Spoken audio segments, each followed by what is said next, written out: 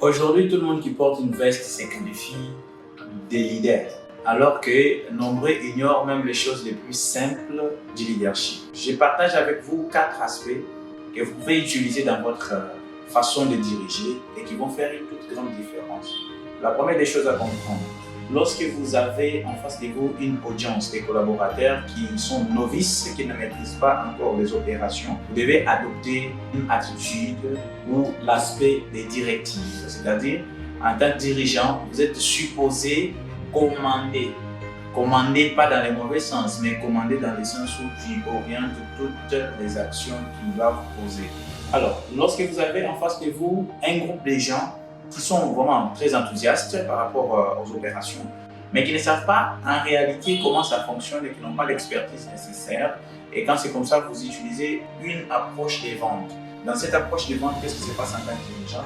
C'est que vous exposez des idées, vous exposez des procédures, ainsi de suite, et vous attendez à ce que les collaborateurs puissent adhérer à vos idées. Et lorsque vous avez une audience de personnes qui comprennent déjà le travail, ils sont compétents, ils ont l'expérience de tout ce qui est nécessaire pour faire. Vous n'avez pas le temps à les enseigner encore ce qu'ils doivent faire, ce qu'ils maîtrisent bien leur travail. Eh bien, vous devez utiliser dans ce sens-là une approche du leadership participatif.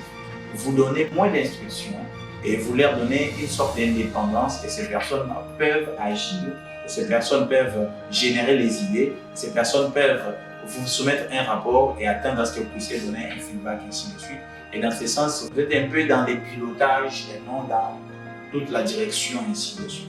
Mais lorsque vous êtes entouré des gens totalement géniaux, qui maîtrisent beaucoup mieux ce qu'ils doivent faire, qui savent exactement ce qu'ils doivent faire, et dans ce sens, avec un niveau aussi élevé de compréhension, vous n'avez pas du temps à perdre, eh bien vous allez utiliser l'approche des délégations.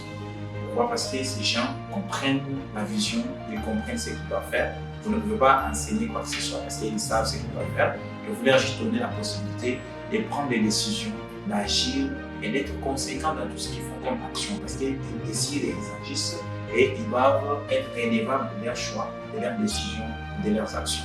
Il n'y a pas de meilleure approche.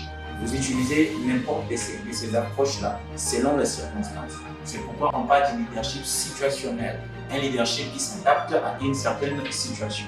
Lorsque vous avez en face de vous des gens qui maîtrisent les choses et que vous commencez à avoir une approche de les enseigner ce qu'ils doivent faire, ça ne va pas marcher.